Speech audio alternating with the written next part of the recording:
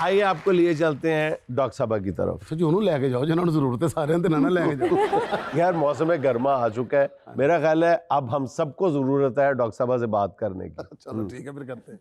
Doctor साहब आप हमें बताएं कि गर्मियों में हमें अपनी स्किन केयर कैसे करनी चाहिए। सादा सा सवाल है जी। हाँ सिंपल। सादा सा फिर ये है कि सादा सा पानी जो है वो बहुत ज़्यादा पीना शुरू करें, क्योंकि इसका बहुत आसान हल हम सब के पास मौजूद है, जिसे हम बहुत कम इस्तेमाल करते हैं। क्योंकि गर्मियों में आपको डिहाइड्रेशन ज़्यादा होने का ख़तरा होता है। रीज़न ये कि स्वेटिंग बहुत ज़्यादा होती है। आप वर्कआउट करें ना करें, आप घर में भी बैठें, जितना टेम्परेचर है मेरे ख्याल में आज भी 40-41 टेम्परेचर शायद है, और इतने टेम्परेचर के साथ हम अभी भूल नहीं पा रहे सर्दियों को, बिकॉज़ मौसम इतना अनप्रडिक्टेबल हो रहा है कि एक दिन सर्दी हो जाती है, एक दिन गर्मी हो जाती है, एक दिन बारिश हो जाती है। पानी को आपने हर मौसम में एतदाल के साथ पीना है। जिस तरीके से डेली शावर बहुत ज़रूरी है, डेली का वाटर इनटेक भी उतना ही ज़रूरी है। लेकिन उसका ये मतलब नहीं है कि आपने 2-3 ग्लास पी के सफिशेंट कर लें अपने आप को कि हमने पानी पी लिया है। जितनी ज़्यादा स्वेटिंग होती है, जितना ज़्यादा आप वर्कआउट करते हैं, उतना ही ज़्यादा आपकी बॉडी को पानी की नीड है। सो नंबर 1 सादा सा हल ये है कि पानी का इस्तेमाल बढ़ा दें। ठीक है, फ्रेश जूसेस का इस्तेमाल बढ़ा दें। ये वो चीज़ें हैं जो हर बंदा कर सकता है। बिल्कुल। फ्रूट्स जो भी ऐसे हों जो कि आपकी एक्सेस में भी हों, जो सस्ता तो आजकल कुछ भी नहीं है, लेकिन ये है कि आपको अल्टीमेटली सिर्फ खामोशी, सस्ता तो पानी भी नहीं है जी। सस्ता हाँ पानी भी नहीं है बिल्कुल। खामोशी भी सर सस्ती नहीं है, कभी कभी बड़ी महंगी पड़ जाती है खामोशी भी। तो चुप से रहना चाहिए। बात तो ठीक है। तो पानी आप ज़्यादा इस्तेमाल करेंगे तो बहुत सारी चीज़ों से छुटकारा हासिल कर सकते हैं, खामोश भी रह सकते हैं। जब आप पानी पी रहे होंगे तो आपकी ज़बान भी कम चलेगी। डॉक्टर साहब ये आपने मुझ पे एहसान अजीम की है, जो बात मैं इतने अरसे से नहीं कह पा रहा था कि बबू खुदा दा वास्ता चुप रह पानी पी जा, वो आपने मेरी मुश्किल हल कर दी। ये तो आपने डॉक्टर साहब को आते ही कहा ना कि आपने इससे ये कहना है। नहीं बात उनकी थी, उन्होंने सिर्फ तीर का निशान इधर किया है। अच्छा डॉक्टर साहब मुझे एक बात बताइए, ये पानी दिन दिन में पीना होता है या अपना रात के बाद? कुछ लोग कहते हैं कि शाम में नहीं पीना। फिर उसका रीज़न ये होता है कि जब आप पानी का इंटेक रात में ज़्यादा रखते हैं ना, तो आप बार बार वॉशरूम जाते हैं, बिकॉज़ रात में इतनी स्वेटिंग नहीं होती और आप वर्कआउट भी इतना नहीं कर रहे होते। तो एतदाल के साथ कहने का यही मकसद है कि जब आप वर्किंग कंडीशन में आप जाग रहे हैं, चलते फिरते पानी ज़्यादा पिए, वो कंजर्व ज़्यादा हो जाएगा। अगर आपको ज़्यादा वॉशरूम जाना भी पड़ेगा तो आपकी नींद डिस्टर्ब नहीं होगी। नहीं, जो लोग रात को काम करते हैं उनके लिए तो ठीक है। उनके लिए ठीक है, देखिए ना, ये फिर ऑल्टरनेट है। जो लोग रात में ज़्यादा काम करते हैं वो रात में ज़्यादा पानी पिए और दिन में आराम करें। यार मैं तो रात ਨੂੰ मना आएगा, रात ਨੂੰ प्यास लगी तो काम भी करी जा रहे हैं थिएटर पे, तो पानी नहीं पी रहे। नहीं, आप रात में भी पानी पी सकते हैं, दिन में भी पी सकते हैं। ये आपने अपनी नींद को भी पूरा करना है। ऐसा नहीं है कि ज्यादा टाइम अगर आप पानी पिएंगे रात में तो फिर आपको बार बार वॉशरूम के लिए उठना होगा, आपकी नींद डिस्टर्ब होगी। अस्सलाम वालेकुम, मेरा कमल साहिबा से सवाल है। माशाल्लाह से आप भी स्कार्फ करती हैं और लड़कियां, बच्चियां, लेडीज़ गर्मियों में हिजाब लेती हैं, अबाया पहनती हैं, उनको बालों में पसीना आ जाता है, इचिंग हो जाती है और पिंपल बन जाते हैं। काइंडली इसका कोई हल बता दें। देखिए, स्कार्फ या दुपट्टा या कोई भी ऐसी चीज़ जिससे आप सर को कवर करते हैं। बहुत सारे लोग कैप्स पहनते हैं कॉन्टीन्यूसली, बहुत सारे लोग दुपट्टा, फीमेल्स स्कार्फ करती हैं, दुपट्टा लेती हैं। गर्मियों में जब भी कभी आपने ऐसा कोई भी काम करना है तो उसके लिए कुछ प्रीकॉशंस होती हैं। सर में अगर स्वेटिंग ज़्यादा होगी तो दाने भी हो सकते हैं, डैंड्रफ भी हो सकती है, आपको खारिश भी हो सकती है और उससे आपका हेयर फॉल बढ़ सकता है।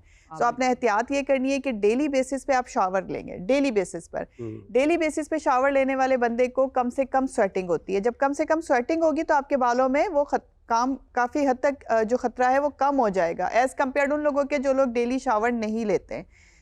एक शावर लेना उस मसले का हल होता है। उससे क्या होता है कि आपका जो सेबेशियस ग्लैंड है, जो आपका सीबम है, जिसकी वजह से स्वेटिंग होती है, जिसकी वजह से दाना होता है, वो कम से कम प्रोड्यूस होता है, कम से कम स्वेटिंग करवाता है। नंबर 1 आपने ये एहतियात करनी है। नंबर 2, ये बड़ी ज़बरदस्त डॉक्टर साहब ने बात बताई है कि रोज़ाना जो नहाते हैं, वो रेगुलर बाथ लेते हैं, उनको सर में पसीना कम आता है। बिल्कुल सर, कम भी आता है। दूसरी बात ये कि आपको डैंड्रफ भी कम से कम होती है उसकी वजह से। नंबर 2 आपने ये करना है कि जो लोग स्कार्फ लेते हैं, जो लोग कवर करते हैं, आपने जो हेड कैप पहनना है वो लॉन का होना चाहिए या कॉटन का होना चाहिए।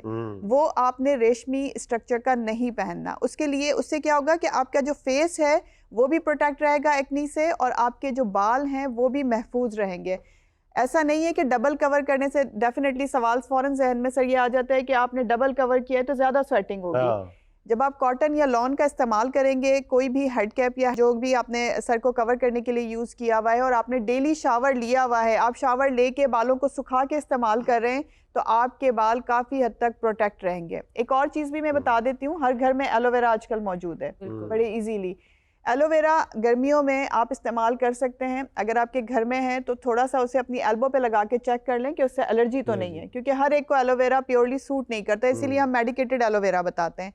तो वो एलोवेरा आप रात के वक्त अपनी स्कैल्प में, अपने सर की जड़ों में लगाएं। उससे ना सिर्फ आपकी हेयर ग्रोथ अच्छी हो जाएगी बल्कि स्वेटिंग भी कम हो जाएगी। तो वो आप फेस पे भी लगा सकते हैं, आप अपनी स्कैल्प पे भी लगा सकते हैं कवर करने के लिए। इन सब चीज़ों के बाद आप अपना जो भी स्कार्फ है, अपना कैप है, आप आराम से यूज़ कर सकते हैं।